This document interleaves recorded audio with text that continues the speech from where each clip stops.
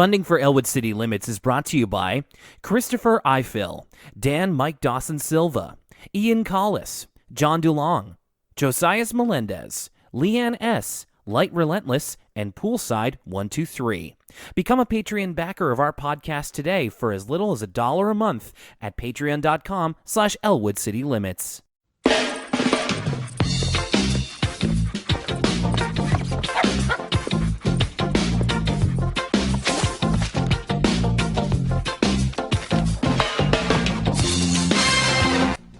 Lucas, I want to put something out into the universe. I want to use the power of positive energy because I really want to make something happen. Hit me with it. I'm feeling that magic energy. Okay, so I'm putting this out. I'm willing this into being now because I'm noticing a lot. There's a certain person that I'm seeing in a lot of different circles. On things I watch, on things I listen to, and I think it would be fantastic if we could get him on the show sometime. So, Macaulay Culkin, if you're out there, and I know you are, Macaulay Culkin's really got an excellent internet footprint these days. So I'm putting that out there into the universe. I want Macaulay Culkin on Elwood City Limits. On Elwood City Limits? Yeah. If you were to cast Macaulay Culkin as one of the Arthur gang, who would he be? He strikes me as a buster. Well, I would say so as well because, he even has a podcast called Bunny Ears. That's his new podcast. So, right. I think that's a pretty natural fit. Well, it's settled then. Macaulay Culkin, come on Elwood City Limits. Come on in, Culkster. I promise I won't ask you. He's definitely not going to come in if you call him the Culkster. And I won't even ask you that much about Home Alone. Welcome, everybody, to a new episode of Elwood City Limits. Happy to have you with us. My name's Will Young, and that's Lucas Mancini. Hello. I will say that I want to make sure that I didn't forget this as we get into the start of the episode here. We've actually got a posthumous fact about our last episode, which was the election. This is supplied by former guest host from the show and friend of the show, JV. So for Muffy's campaign, one of the signs that she had up in the cafeteria said, "It's the cafeteria, silly." And JV told me that this is a reference to Bill Clinton's campaign, where his strategist had utilized the phrase, "It's the economy, stupid." Right, I remember "It's the economy, stupid" as an internal campaign slogan. I've never heard of this before. Another Slick Willy classic. Arthur can't get enough of Slick Willy. He was in an episode, DW met him, and now the slogans prevail. He might be the most referenced real-life politician in all of Arthur. We don't hear a lot of, Nixon or, What was the independent I kept talking about last episode? Oh, God. Was it Gary something? Well, Gary Johnson's the libertarian one, but there's the other one. There's, God, the old guy who ran against Bill Clinton in the 90s. Anyway. Bob Dole? No, not Bob Dole. You only know who Bob Dole is because of The Simpsons. That's absolutely true. Simpsons and Family Guy, actually. Dude, yeah. But that's truly his lasting impression on pop culture is that Simpsons episode. I'm Bob Dole. Bob Dole, Bob Dole, Bob Dole, Bob Dole. Yeah, that's there's a lot. What I don't know about American politics could fill a book on American politics. So we do have one email that I want to get to really quickly too over at elwoodcitylimits@gmail.com. Always appreciate the messages we get over there. This one is from Kelsey Marie, who wishes us a happy belated Halloween. Oh my goodness. Sorry, I'm going to get into this email, and then we've got to talk about something before we get to the actual episode. Hope you guys had fun Halloween plans. This is Kelsey again. I passed out candy while I watched the Arthur Haunted Treehouse episode.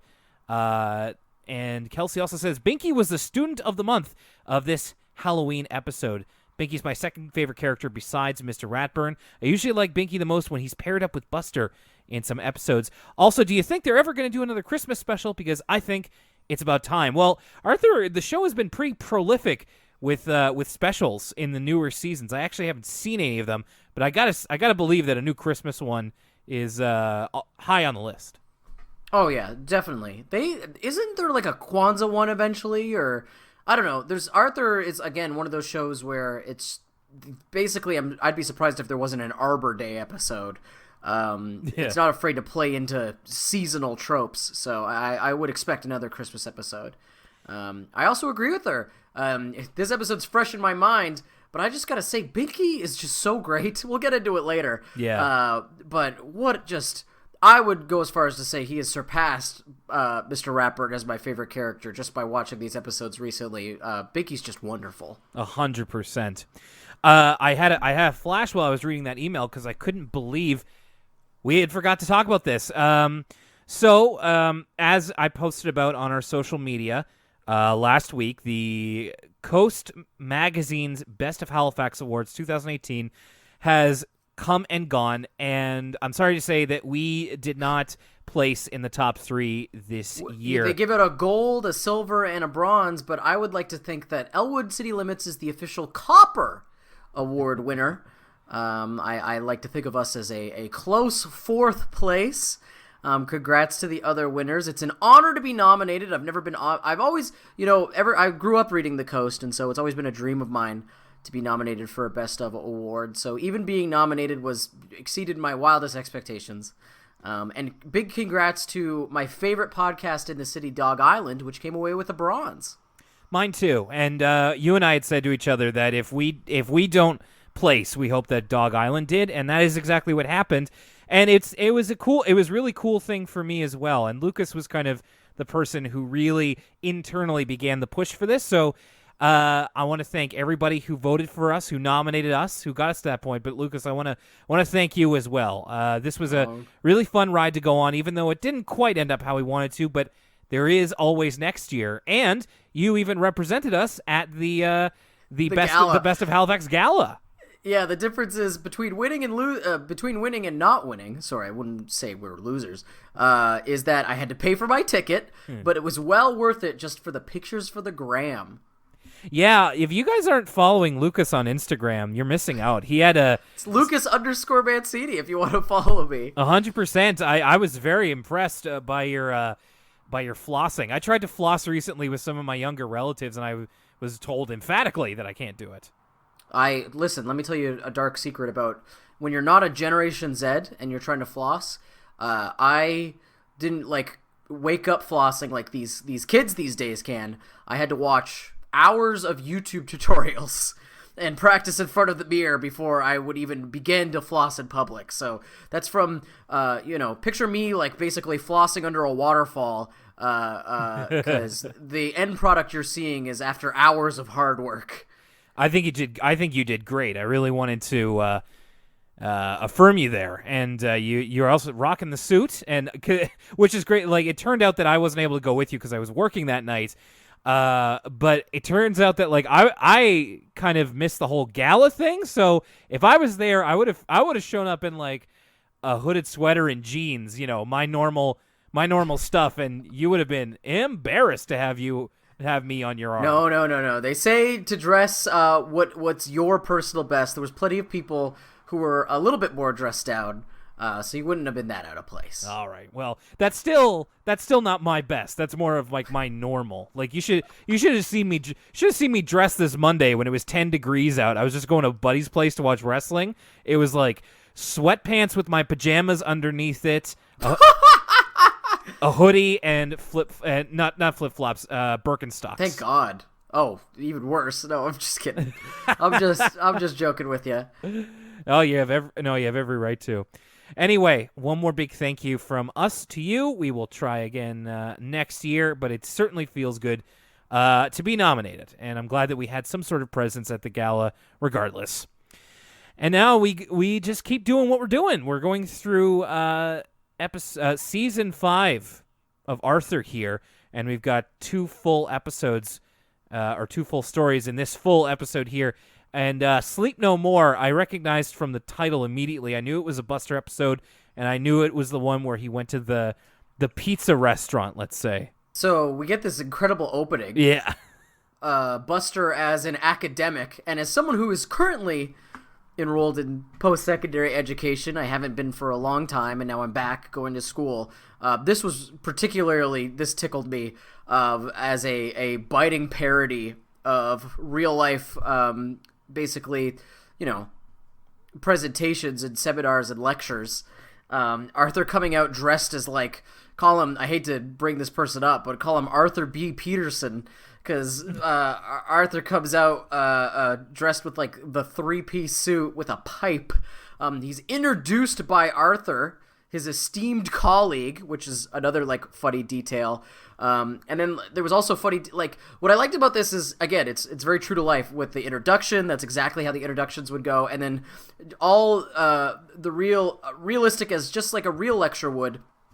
The equipment doesn't work initially, and Buster has to be like, roll the tape.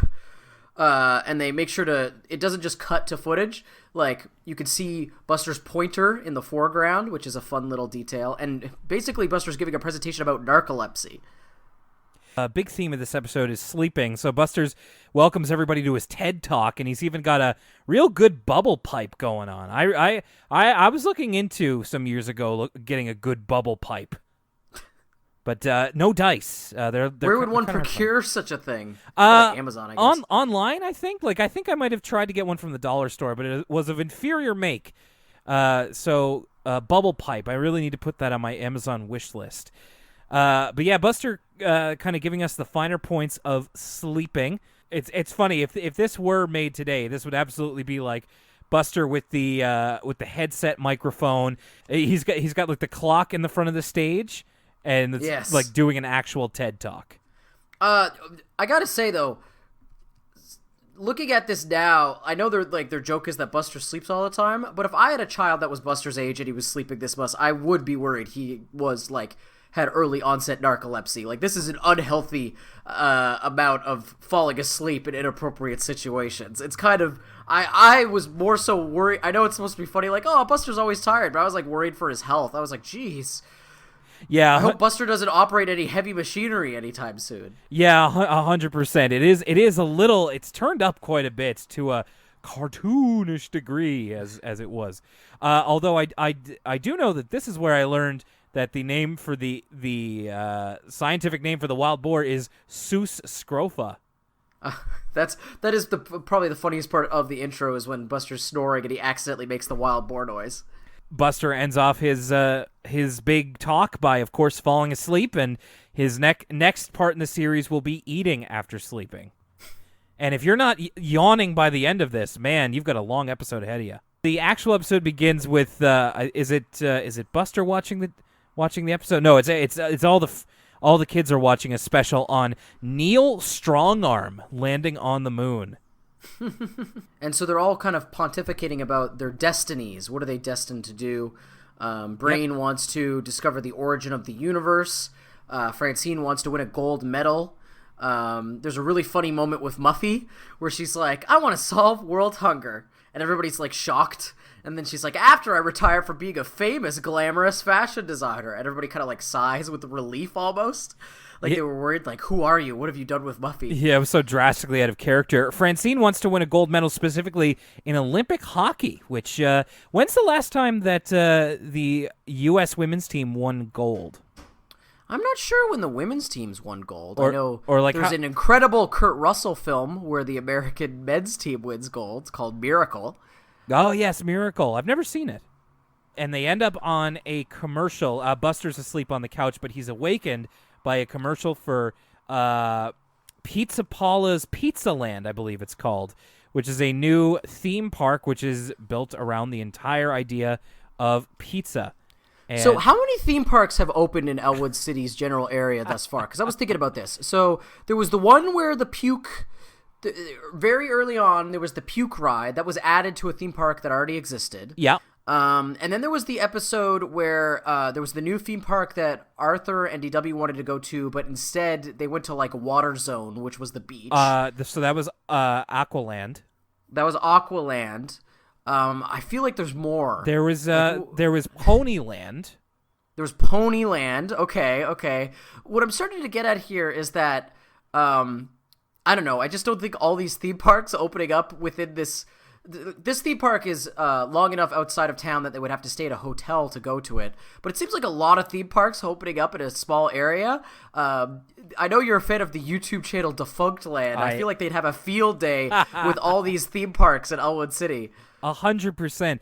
Well, it's interesting. I don't. Speaking of things that would be different if you had this episode today, I feel like theme parks as a business venture are very much a relic of the 90s. I feel like there was a lot of theme park related media in the last couple of decades as opposed to right now, when kind of the economy was more on the upswing and you could kind of make these big grand ventures. There was all the additions to Disney and like Universal, Six Flags, all that kind of stuff, whereas now like Paramount, you just get the kids a HTC Vive.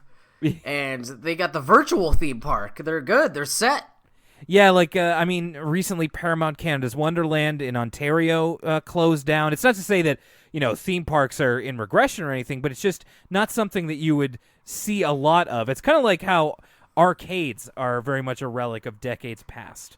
Just a form of entertainment that speaks a lot more to 90s kids than, say, to Gen Z. So Buster really wants to go to Pizza Paula's Pizza. I'm just trying to figure out if it's Pizza Land or Pizza World. One of the Mario subtitles. Pizza Land. Is it Pizza Palace? Is it not Pizza Palace? Ooh, it might. The alliteration would be too good for them to resist. It says Pizza Land here on the commercial, so I'm going to go with that. But I might be wrong. You might be right there, Lucas. There's going to be a eating contest, very reminiscent of the. We've already had, would be the second eating contest on Arthur. There was the one in the medieval episode. Yeah. One of our favorite episodes ever. And good. Also, it always reminds me in cartoons when there's an eating contest of the legendary Hey Arnold episode where he enters the eating contest.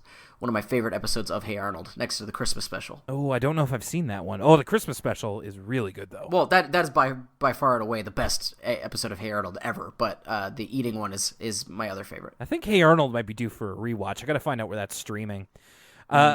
Another thing not to do not watch this episode on an empty stomach. For the amount of times that they talk about pizza and eating contest, I had just had breakfast after I had this, so I was good, but man, I could have been in trouble.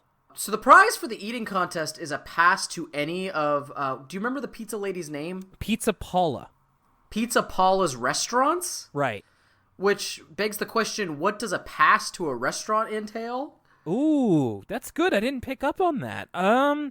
Maybe it has something to do with maybe it's something like a gift certificate or a gift card, or maybe if it has the VIP room, maybe. Ooh. The champagne room of pizza restaurants or what have you.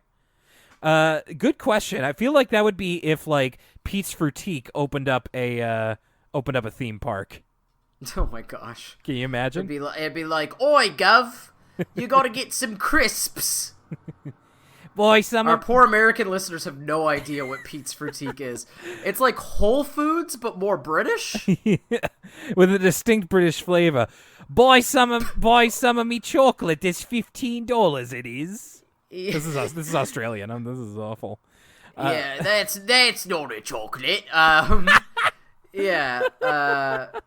Google if you're in the United States. Google Pete's Frootique if you want to know what we're talking about. Spelled with two. They have really good paninis, really excellent paninis, and good salads too. But man, you're gonna pay for them. I'll tell you that. And it's spelled with two. Expensive, two in it.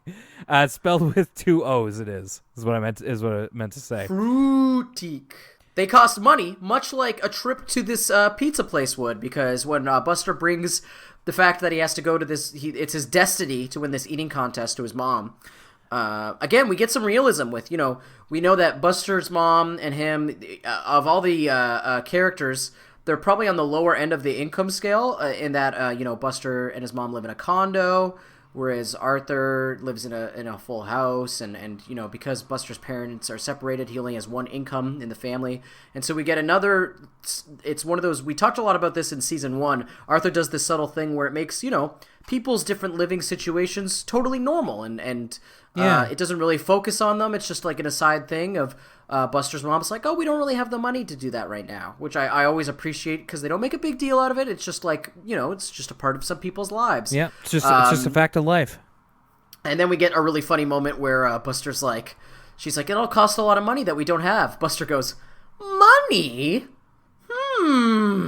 I forgot about something in the commercial for Pizza Palace. They have like a bit of a jingle which wakes Buster up, and it's like, it's like Pizza Pala, where pepperoni and something and paper thin crust dough. And I was like, is that a selling point of pizza for the dough to be paper thin? Well, later on, I know that someone picks a pizza off the ground and proclaims it's a deep dish pizza. So, if deep dish pizza does not have a paper thin crust, so who knows? I think they just couldn't resist the pea puns. Like, I don't know what it is with these two episodes. There's a part in the next episode we're going to talk about where when Bickie's asked, like, what pets, he has to, like, list a bunch of pets. He's like, a python? Piranhas? I don't know what it is with pea alliteration, but these two episodes are obsessed with it. Good observation. So Buster does a montage of odd jobs to try and raise money for them to go to the Pizza Palace, but this is where I made my own narcolepsy observation. Like, at every single job, he just ends up falling asleep. The most bizarre one is when he's, like, selling lemonade. This one, it's like, I don't even know what's going on here. He's selling lemonade. A guy wakes him up to buy some lemonade. Buster pours a glass of lemonade, drinks it, and then immediately falls back asleep. I don't know if he was in some sort of haze or if he was sleepwalking, or he just, like, woke up thirsty, like when you wake up at 3 a.m. and you get that delicious tap water. That must be it. I feel. So he's, like, mowing the lawn in a push mower. He's washing Mr. Crosswire's cars. He's taking care of the Tibbles, and then just keeps falling asleep. He ends up getting, like, I don't know, 50 cents from all four of those. So not three silver coins of I don't know what the value is of them, but yeah. So anywhere from like 15 to 75 cents. So nothing terribly great. But because, again, like you said, Bitsy is a reporter, she ends up getting a call, and they just so happen to get tickets for Bitsy, Buster, and Buster's friends to all go to Pizza Palace in order to cover its opening. Which I don't think that's how journalism works. I think I mean, correct me if I'm wrong, journalists, but I don't think if you want your, like, let's say the newspaper was going to go cover this Pizza Palace, I don't think it's ethical for the Pizza Palace to put her up in the suite. You know what, now that I think about it, because when game journalists go to cover, like, Hitman, and they go to, like, is Amsterdam that Hitman's made in? Some European country. Yeah. Isn't it their publication that puts them in a hotel? I guess I don't really know. Well, I just found it weird that Bitsy was, like, put up in a suite by the pizza place, but I guess that's not too crazy. It could work if she was, like, doubling as the food columnist or something, or like a restaurant reviewer or something like that. But it's between the two of us, we both went to journalism school. I feel like we should know something about this. I mean, I think they're in the clear. I'm more impressed / bemused that they would put up not just Bitsy and Buster, but, like, all of Buster's little friends. Dude, once you get those journalism credentials, you could accomplish anything. Speaking of our friends at Dog Island, they recently got into Halcon. Yeah, with journalism passes. They got the press pass. That's a dream, man. We got to remember that next year. Well, I remember that's a grift we got to get in on. Yeah, I mean, I was actually thinking about just that. I'll talk to you off air about that. So yeah, they do end up all going to Pizza Land, and we get a little thing here where in order to get into Pizza Land, you have to go through a giant kind of statue of Pizza Paula's head, and it's on a track, and the cart that takes you there is shaped like a pizza slice. And she says "Abundanza." There's like a an announcement where she says abbondanza, and I always wondered what that was as a kid. It seems to be an Italian word that means abundance. Abbondanza. Yeah, I wasn't I feel embarrassed as an Italian myself. Did not recognize it. And as you said, Buster bends down and picks up part of the sidewalk and eats it, and it's apparently a viable pizza, to which I was like, nope, not doing it, not eating pizza that people have put their dirty sneakers on. No, thank you. Also, the cheese out in the sun, this raises a whole lot of questions. This sidewalk what it pizza. reminds me of, I feel like this is the second week in a row where we've mentioned this, but Buster picked up that pizza and ate it without knowing it was edible beforehand, much like our favorite character from the film Star Wars The Last Jedi, who tastes the ground and goes, "It's salt," before he knows the ground is edible. Yeah, the first thing you think to do is to put it in your mouth. Didn't you watch those commercials when you were a kid? You could get sick. If you're American, please Google Canadian "Don't you put it in your mouth" ad. You could get sick. Ick. Yeah, real ick. Quick. Ick. Real sick. Real ick. Like a muffin or a beet. Like a muffin or a beet. Buster goes to sign up for Pizza Paula's Pizza Pig Out, which is the eating contest that he feels is his destiny. I love this. Buster signs up and they have like free pizza, like free whole pizzas for everybody. And Buster does a move I've always wanted to do. He folds a pizza in half and then folds it again and eats it like a sandwich. Did I tell you that one of my friends recently participated in a pizza eating competition? No. My friend Chisholm's older brother competed in there's a establishment here in Halifax called King of Donair, and they had their first annual pizza eating contest. And he didn't win, but the gentleman who did win from PEI, his strategy, you were able to bring whatever beverage you wanted. So he brought like a beer pitcher, and he filled it with water. For those of you who have weak stomachs, please skip 30 seconds. He would take the piece of pizza, fold it, and then dunk the entire thing in the water, and then he would eat it. And as he was eating that pizza, he would then fold and dunk the other piece of pizza, and that's how he was able to eat, I think, the 14 slices of pizza in 10 minutes. Wow. That he did to win the contest, but it was quite a sight to behold. Unbelievable. That's quite the strategy. That's outside the box thinking for something like a pizza eating contest that I would absolutely expect out of PEI. He would no shade. wring out. Oh, I forgot to mention that he would squeeze the pizzas to wring out all the liquid after he had dunked them. And it was pretty gross. I bet it was. By the way, I love PEI. No shade, but come on. Hey, the birthplace of Confederation. So Buster is all getting ready for the night. In fact, he's going to bed at 6:00, which is kind of a losing move. That's way too early to be going to bed. You're going to be waking up at like 3:00 in the morning. It's not going to be a good time. But I can understand why he might think this is a good idea. While everybody else goes to like a laser light show. And I gotta say, these kids are pretty mean about again, Buster. I'm pretty sure Buster has early onset narcolepsy, and his friends are like really like giving him the gears, like, yeah, Buster's always falling asleep at inappropriate times, and then they're like making fun of him as they leave, and I'm like, guys, your friend is sick, he needs help, like, you gotta be nicer.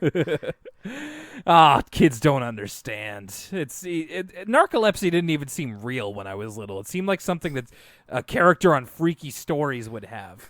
One day Buster's going to be driving a car and he's going to fall asleep and it's not going to be good. That's all I'm saying.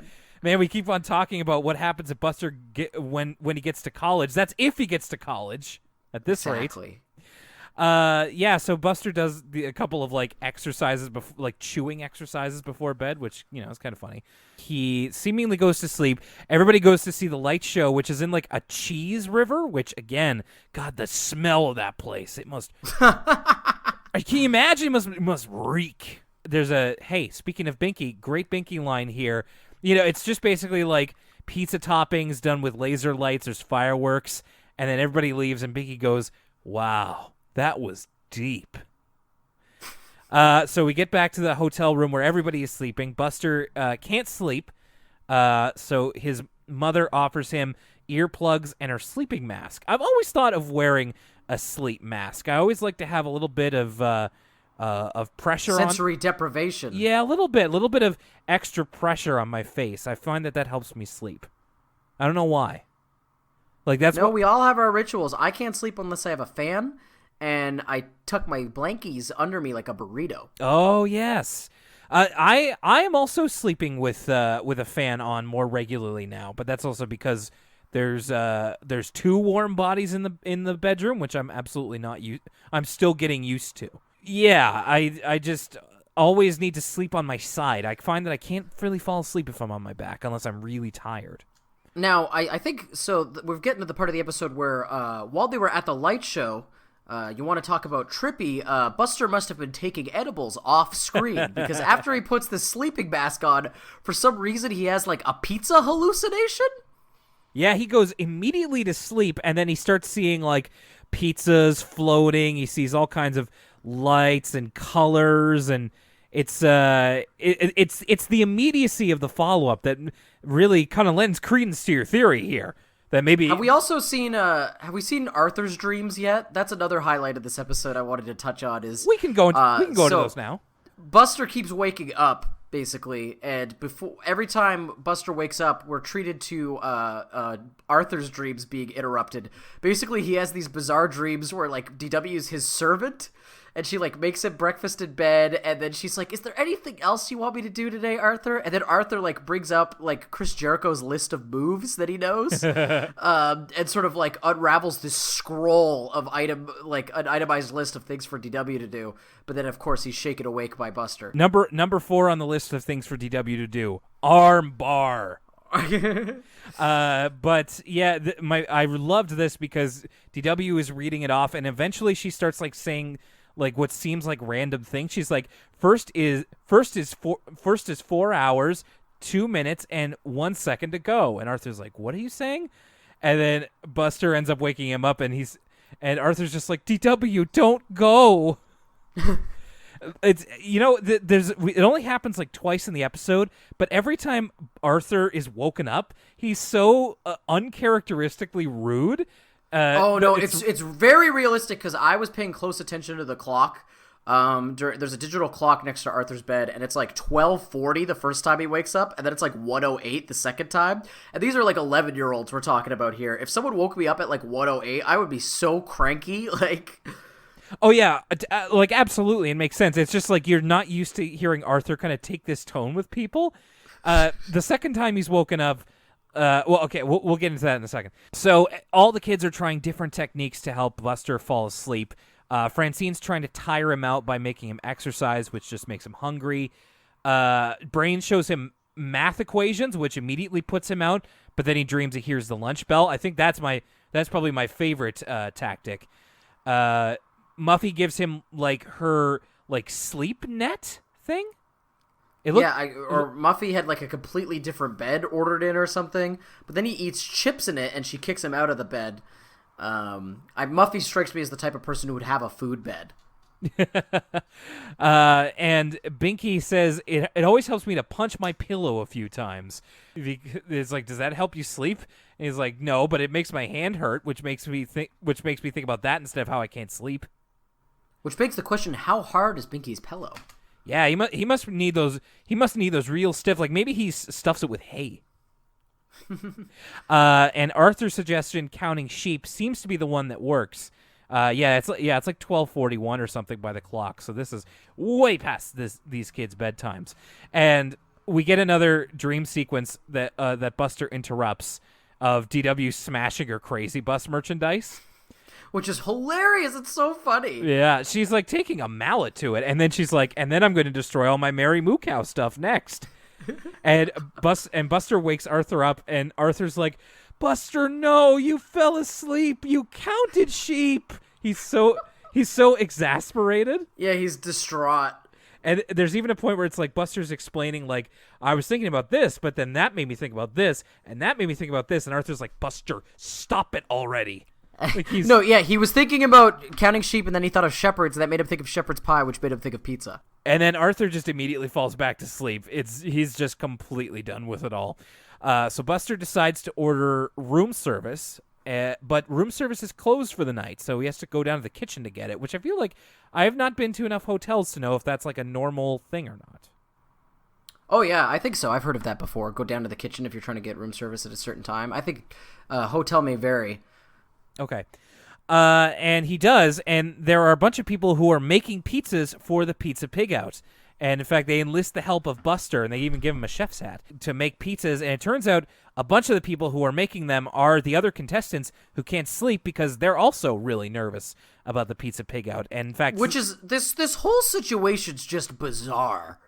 It's just odd. Yeah. It's really weird. Not like I not in a bad way. It's just like what a strange direction for this to go. In that Buster goes downstairs to get a snack, and then like all the other contestants have also been roped into making pizzas. Like how poorly does the chef know his staff? It's just a really strange way for this episode to go. I was like, what's going on here? Yeah, and Buster sees himself kind of mirrored in these people because one of them even says, "It's my destiny to do this," and Buster ends up essentially teaching the lesson of the episode to himself by basically sounding it out to everybody else, and it's just like you shouldn't put this much pressure on yourself. It's just a contest. And that's another realistic element of this episode is that the other people entering the pizza contest like travel around and do multiple different eating contests. At the pizza eating contest I attended, there was a gentleman who was going to do a eating contest in Toronto, but there was weather, so the contest was canceled. So instead, he did one here. So these traveling eating contest people are real. Oh, absolutely! I bet you could even, if you're good enough at it, you can make a living like that. Like Kobayashi, the hot dog guy. Kobayashi, the legend. But this is Buster telling himself that it's just a contest is finally what he needs to fall asleep. He falls asleep on like several bags of flour. The next day at the Pizza Pig Out, by the way, I'm surprised that this eating contest doesn't have an age limit. Like all the people that Buster talks to are like in their 30s and 40s, it seems like. But Buster's like 8 years old, so I can't believe that nobody was like, yeah, you can't be doing this, kid. As far as I know, there was no age limit at the one I attended either. Fair enough. I guess it would have to be the parents stepping in, but maybe I don't know. Bitsy just knows her son, knows that he'll be just fine. I guess. Same with Hey Arnold, no age limit. I think. So everybody who was making everybody who is entering the Pizza Pig Out are still super tired or just like dead on their feet, basically. And Buster's fully rested. However, the Pizza Pig Out gets called off because Pizza Paula herself didn't sleep a wink the night before, and so it's put off until the next day so everybody can get a good night's sleep. And Buster's disappointed. And then this is actually the end of the episode where it's like cut to Buster in his hotel room, and he wakes up again, and he just goes, guys, and that's the end. I know. Kind of really weird ending. Yeah, and I was disappointed. I want to know if Buster fulfilled his destiny or not. I know, like, yeah. I don't know. Maybe they didn't have time to be like, let's go through the whole pizza contest and have Buster either win or get into second place, or maybe they thought that wasn't important to the end of the story, but it's just kind of weird. I mean, we'll talk about this again during Final Judgments, but Buster kind of immediately unlearns the lesson he just learned because he can't get to sleep again, even though he's already come to terms with, like, it's not really his destiny. Like, I don't know. Odd. Yeah. All right, so while Lucas uses the washroom, let's hear from one of us. Hi there, Elwood City Limits listener. Just a quick note here from your buddy, your pal, Will Young, that this show is supported by all of you, listeners just like you, by the following ways. Facebook.com/Elwood City Limits. Twitter @ECL Podcast. Tumblr, ElwoodCityLimits.tumblr.com. And Instagram @Elwood City Limits. Drop us a line on social media. We'd love to hear from you, and give us a like, a heart, whatever it is.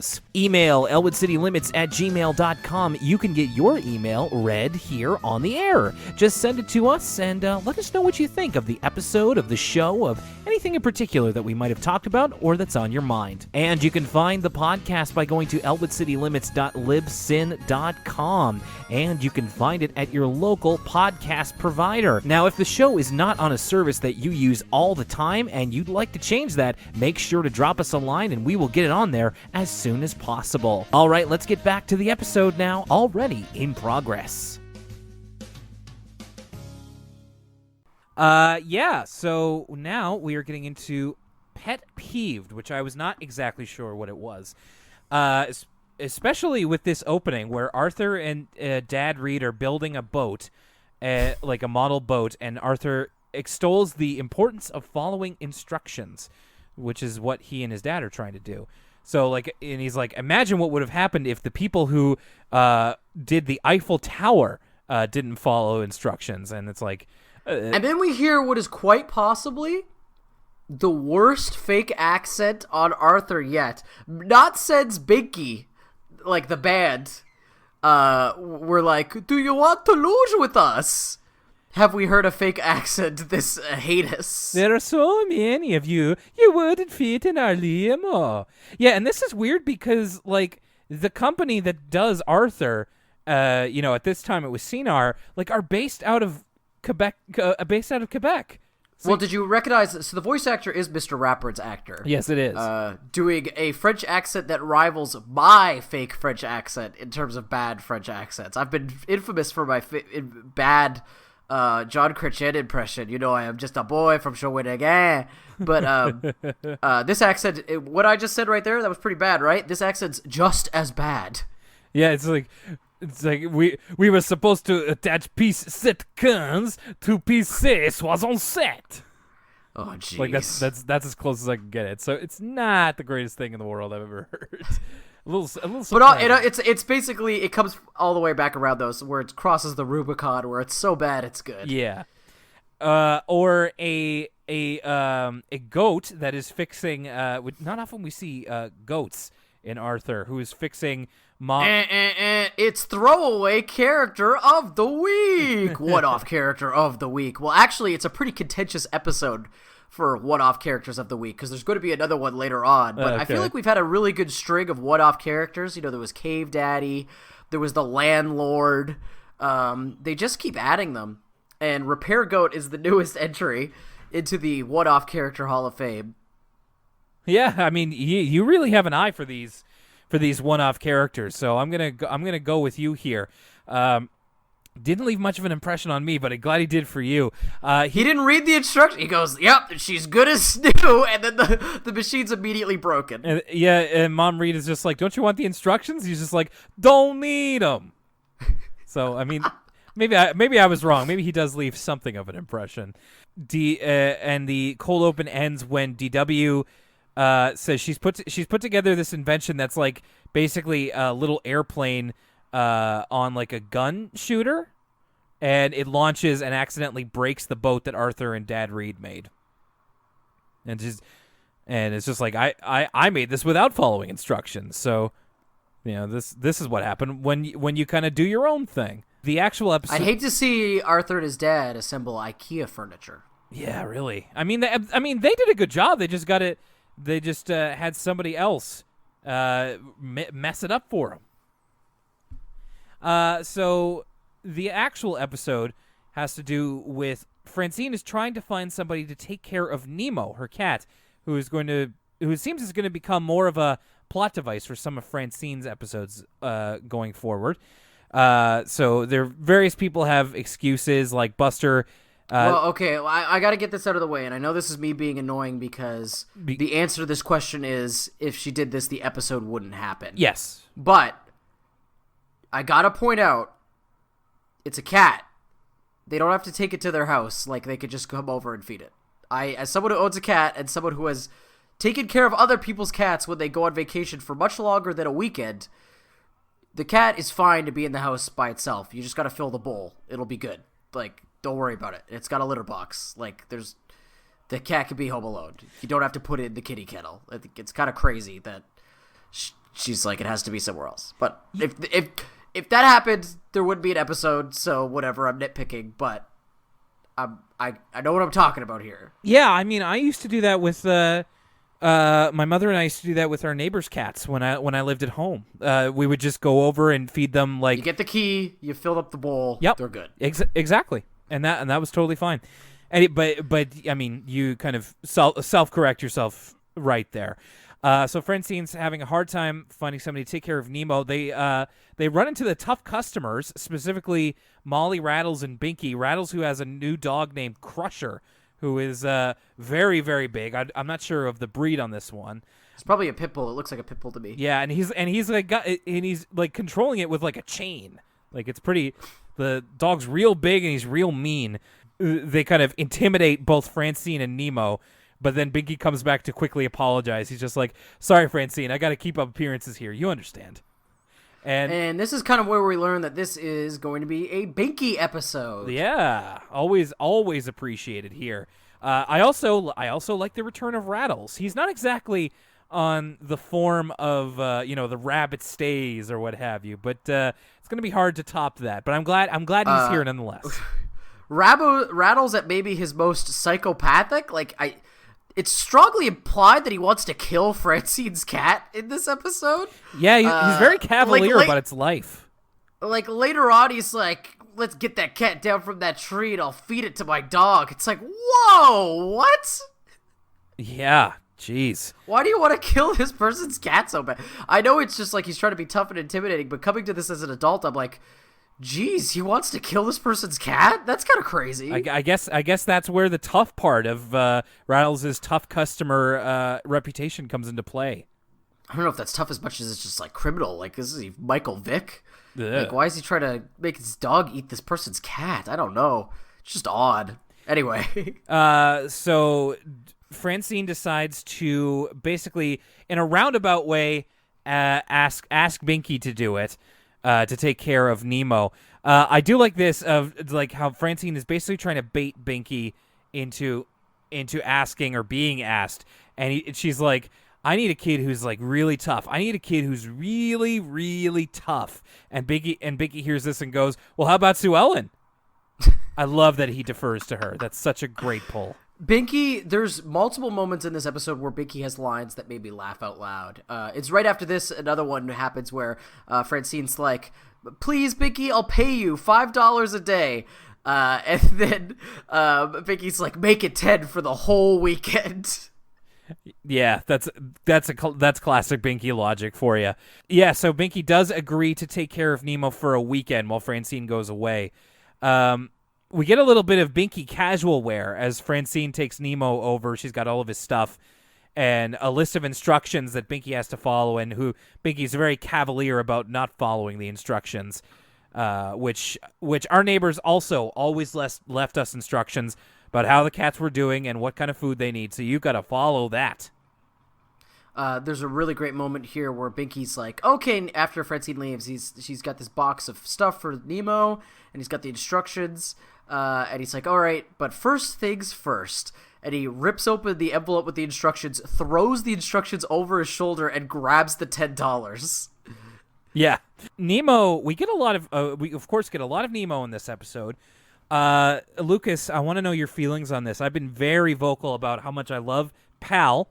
Pal's one of my favorites. I was just going to mention this, is that, and I've always considered myself a dog person. My family had a dog, but I've only gotten a cat recently. Happy birthday to your dog, by the way. Happy birthday to Spirit, 6 years old. I was starting to get those Pal vibes from when Nemo's like smiling and stuff. I was like, that is a cute kitty.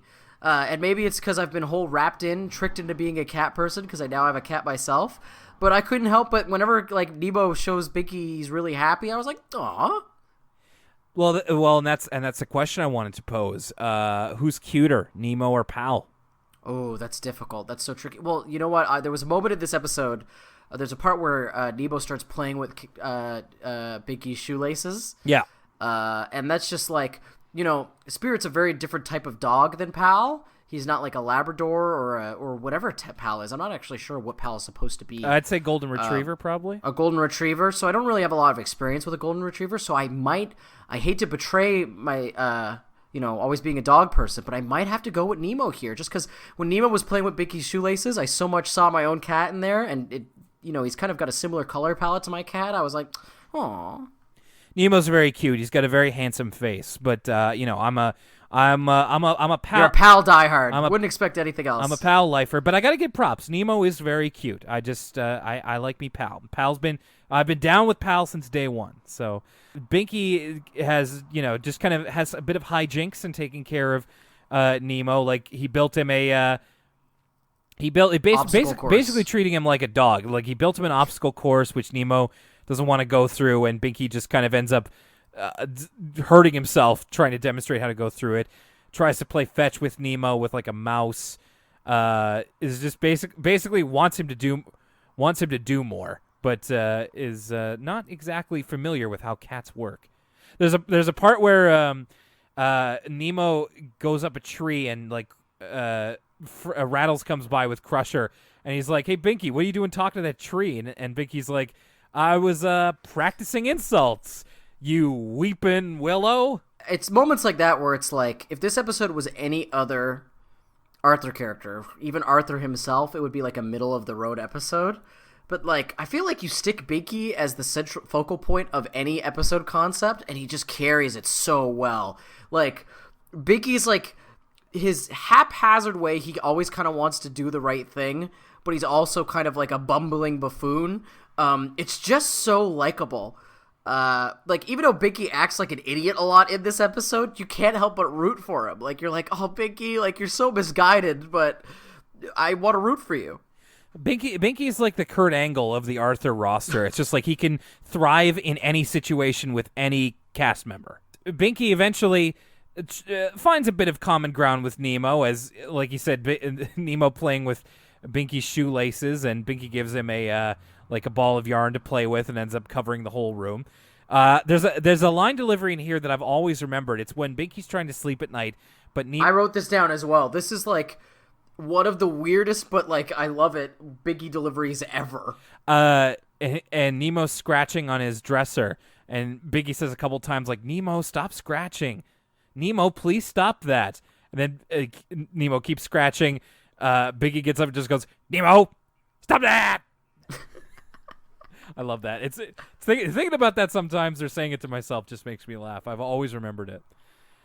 So they seem to be getting along pretty well by the end of the weekend. Eventually it becomes Sunday, and Binky, importantly, feeds Nemo milk for breakfast because he was kept up all night to give Nemo belly rubs, and of course didn't read the instructions. So he gives Nemo milk, which kind of makes Nemo freak out a little bit, which kind of concerns Binky, and he's wondering why, and then comes to the conclusion it must be because Francine is a terrible owner who's really mean to Nemo. Yeah, Binky jumps to some conclusions here for sure. But you know what? In this fantasy scenario, my first thought is we've had so many negative Francine episodes lately. I was like, this isn't that out of character for Francine. Only with the first one. Only with the one where it's like Nemo has to wake her up. Eventually, it gets like it gets really out of hand. Once she's getting Nemo to clean the floors, and especially when she's like whipping Nemo to like pull a carriage, I'm like, oh my god, this is kind of like brutal. Yeah, it is. It's a little distressing if you're like super into cats or something, even though it is just a fantasy. And in that same fantasy, you said that just like Francine berates Nemo for not waking her up, even though she had an alarm. So like, what does she care? Why did she set an alarm if Nemo was supposed to wake her up? Anyway, I know it's not supposed to make sense. Just kind of seemed weird. Binky decides that he has to kind of steal Nemo away from Francine somehow. And I do appreciate in the next couple of scenes, Binky's his heart's in the right place. He doesn't want anybody to be unkind to Nemo, even though it's misplaced. So he steals Nemo away to the treehouse. He hides him under like a big jacket that he has, and passes by Arthur and Buster, and they're just like, "Binky, did you just meow?" And he's like, "Yeah, can a kid meow if he wants to? Meow, meow, meow." Not a bad cover. Binky's very good with the yes and. Again, and it all fits the I know I've said it so many times, but I love Binky. Oh, Binky's the best. Binky does take Nemo to the treehouse, kind of ties him up in his leash that Francine had him on, and Binky realizes he needs to get more food, so he goes to. Was this a pet store or was it like a grocery store in the pet aisle? It is a pet store, and we're now introduced to the second one-off character of the week. Yeah, and that is helpful pet store employee. Well, you say helpful, I'd say pushy, like the upseller. Let's call him. Hey, Binky asked him what does he need if he's getting a new cat. And this pet store employee did not disappoint. I mean, some of these seem like he gives him like a kennel, this type of food, all that sort of stuff. But then there's like, and like toys to play with. But then there's stuff he's trying to sell him like booties and like books. Like, did you have to buy booties? Oh, for your cat? What were the books called? The books were really funny. It was like when cats go bad and when cats go really bad. There's a very interesting delivery to this guy. His elocution is very good. It's hard to describe, but it's like he's like, oh, we have the two books. Cats go bad, and when cats go really bad. It really sounds like the voice of a radio commercial, just like when cats go bad and when cats go really bad. And then Binky's like, "Is this going to cost more than $10?" And then like the guy like he furrows his brow and he like calculates how much it will cost. And I remember this delivery too very well. He's just like, "It'll be $121.46." And then Binky like yells and runs out of there. So Lucas, I need your expertise as someone who owns a cat. So keeping in mind all the stuff that was in Binky's cart there. So $121.46 for all of that cat stuff. Was it more expensive when you got your cat, or is it about the same? No, that's about the same, because we had to get the carrier, we had to get the litter box, we had to get the litter, we had to get the food, and we had to get the like toys and stuff. So it might even be a little bit more. Like, that's not that out of hand. Well, yeah, with inflation. And that's not even including the jungle gym that we eventually did get. Oh, really? Wow. Yeah, I mean, with inflation and everything, I was just wondering if this is like, wow, that's heinous. That's like a huge markup, or if it's like true to life. No, that in fact, like, throw those two books in there. That actually seems like all that stuff for that much money. They got 3 bags of food. That seems like a pretty good deal, to be honest with you. Right on. Binky yells and runs out of the store and then goes back to the treehouse, and Nemo actually got out of his leash and is wandering around somewhere. And this ends up being Binky ends up giving chase to him. He's chasing the cat, and we actually get pretty much the action scene of this episode where, as Binky is chasing Nemo, the tough customers lose control of Crusher, and Crusher chases after Nemo as well and backs him into like a bush, and looks like he's gonna. Like, again, like you say, Rattles is, like, cheering on this dog, like, potentially hurting or even, like, eating this cat. It's kind of harrowing. But as we see in the bush, and Francine notices Binky chasing after Nemo, and she's horrified, Crusher kind of snarls at Nemo, but Nemo hisses back at him and actually, like, swaps him on the nose. And Binky's like, yeah, right on the kisser. And then Crusher ends up running away. He's all bark and no bite. And Francine, again, horrified at this, and Binky realizes, like, hey, like, Nemo's not afraid of you or anything like that. And then Francine eventually directs Binky to her instructions, which are as follows. Instructions, she even says, I wrote it down, don't feed him milk. It makes him go crazy, or whatever it is. And he's allergic, yeah. Yeah. And the rest of the note says, and remember, he's not a dog or a robot. He'll only do what you want if he feels like it. And then somehow, I mean, Francine, or I shouldn't say somehow, like, Binky does end up forming some kind of a relationship with Nemo to the point where Francine is impressed enough that she wants to have Binky be Nemo's official cat babysitter or cat carer or whatever it is. And then Binky's like, yeah, next time I'll give you some boxing lessons, Nemo. I did like he was genuinely trying to coach him, just like, you've got a good southpaw, but you got to work on your footwork a little more. And then Nemo just gives a big yawn. He's just, we'll just nap all day. And that's a complete 180 from the weird ending of the previous episode. This was like a fun, genuine, like, aw, yeah, Nemo and Binky are friends now. Yeah, kind of sweet. Speaking of the ending of that first episode, that's it for this particular one. So let's rewind it back. For Sleep No More. What'd you make of that one? Man, I was all the way on this episode until that bizarre ending. Like, I thought it was like kind of fun. Like, oh, like this was a real thing I struggled with when I was a kid. Like some nights I just couldn't get to sleep because I was too excited. And I kind of liked like the scenes where all the kids are trying to brainstorm how to get Buster to go to sleep. And all the weird narcolepsy stuff was just fun for how weird it was. But then like this episode just like the conclusion is just so odd and anticlimactic. And the fact that like Buster learns his lesson and then it just doesn't really mean anything. I almost left a bad taste in my mouth. I was like, this is just strange. I agree. It's hard to know exactly what to think. I think there were some really fun ideas in there, like Buster at an eating definitely. Buster at an eating contest is a natural. I'm surprised we haven't gotten it so far. It's weird that we just got it. And I like the idea of like another pizza amusement park. I liked your observation that we keep getting those amusement park reveals. I think that there's a lot to work with there. And I do like the idea of like Buster being sleepy all the time. I feel like it's always focused on of just like he is like he's always eating. And although this is also a bit of a character stereotype or something to that effect, it's like, well, he does like to sleep a lot as well. He's quite lazy. So we're at least focusing on something a little different.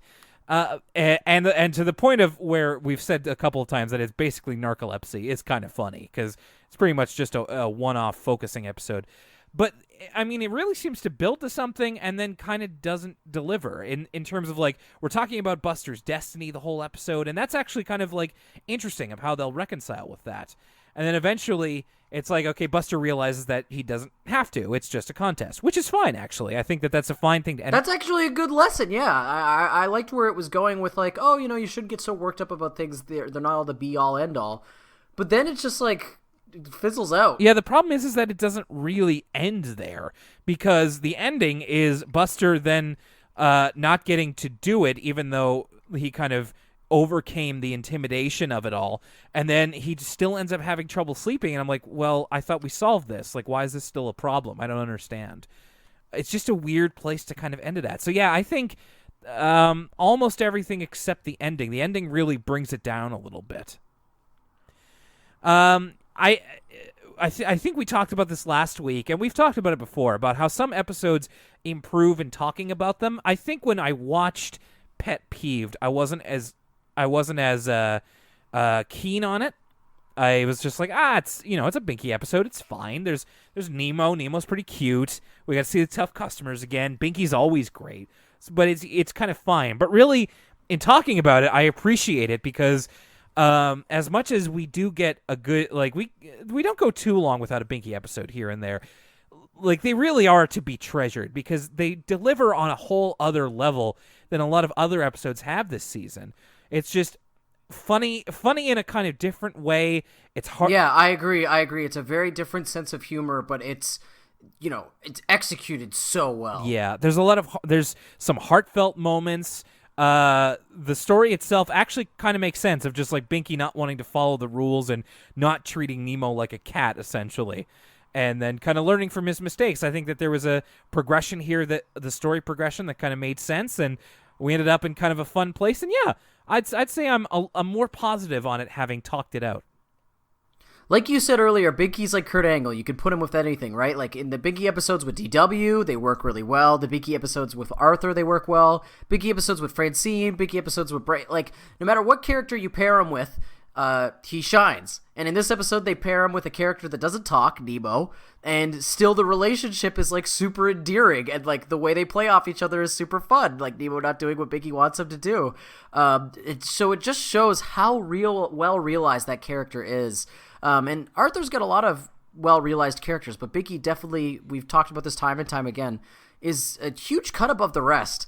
And this episode's just exemplary of that. And I gotta say, like, there's a lot of good Binky episodes, but this one maybe has more quotable lines than a lot of them do. Like this episode, every time Binky opens his mouth, he says something funny. I was just like rolling laughing at some parts of this episode. Is it like one of my favorite ever? No, but I definitely really enjoyed it. Yeah, and I appreciate its being here. I think I've made no bones about the fact that just being baffled at how this season of Arthur is the one that finally won them the Emmy. And again, I really like the one with the lice and the foot race. Those were two really good episodes. Sure, but I'm not saying that as like, oh, this season is absolutely terrible. It's not terrible, but it's better than season 2. Sure, but I've said this before. I don't want to repeat myself, but season 1 was so good, and like I just like listening to our old episodes talking about it. I'm just like, man, there's some all-time great episodes in there, and somehow that didn't win. It's just, and I know it's the Emmys. It's not necessarily about like what's the best creative. Does Big Bang Theory have Emmys? Probably. And of course, you can look at it like it's a cumulative Emmy of all the great episodes they had up to that point. So I'm probably getting upset over nothing, and really, I'm not that upset. But it's just interesting to kind of look at this is the season that you attach with the Emmy, and it's like, okay, well, it's not really doing it for me at this point. But there's still room to have a couple of good episodes before we end it off, and there's definitely room to get weirder. That's I keep saying we have. This season has had some interesting curveballs in terms of storytelling, and I've loved it, and I want it to keep going. But of course always good to get back down to earth with a simpler episode like this Binky one, Pet Peeved. So there you go. And if you feel a sort of way about these episodes, then you can make sure to contact us. We'd love to hear from you at our various social media platforms, by email. Thank you, Kelsey, for your email. And, of course, by listening to us. Hey, you know what? I realized we should have made this part of the mid-scroll, as it were. But if you haven't done so, leave us a rating and review on Apple Podcasts, if you would, or wherever you find us. If there is a rating or a review system attached to it, we would really appreciate it. It'll help more people find out that Elwood City Limits exists. And the next time you hear from us, we're going to be covering it. We've only got a couple of episodes left of Season 5, so I'm really hoping for some good stuff to come out of what we've got left. And the next one, I know exactly what these two are, and I'm very interested to dip into these. It's going to be The Last of Mary Moo Cow and Bitsy's Bow. So let those, if you're not exactly quite sure, well then keep wondering, and we'll be getting back to you pretty soon. Lucas, good luck with all of your schoolwork. I'm glad that you were able to join me. I know that this is a pretty busy time for you this year. Yeah, this is a special late night edition of Elwood City Limits. Yeah, and I've got a 12-hour shift tomorrow. So this is the good thing to kind of hold in my heart before I take the plunge into 12 hours of straight work tomorrow.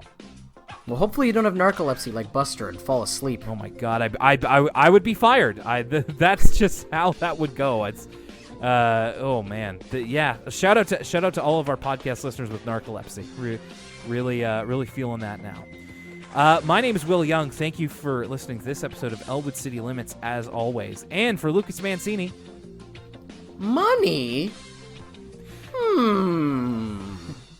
We'll see you next time.